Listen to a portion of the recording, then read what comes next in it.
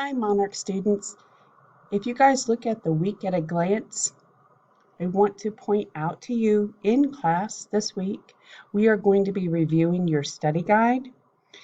Just want to make sure that you know that this is not going to be accepted late for a couple of reasons. First of all, I'm going to give you the answers, so you need to make sure that this is done.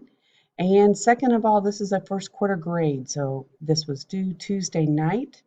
And I will be checking on Wednesday. If you finish it, be sure to send me an email or a message to let me know that you finished it. In class, we are also going to do a Kahoot review, and then you will take your physical chemical properties post quiz and your physical chemical changes pre-quiz. Your online assignments this week should not take you too much time. I know that you have a lot of work in reading as well as language arts this week. Please be sure to study the Quizlet that is linked on your Schoology page. Do the 1.3.1 Investigative Phenomenon Discussion and the 1.32 Hook. You look up here and go to Schoology. You can see that here are your online assignments right here and your in-person assignments. Like I said, please don't work on these things until I see you in class.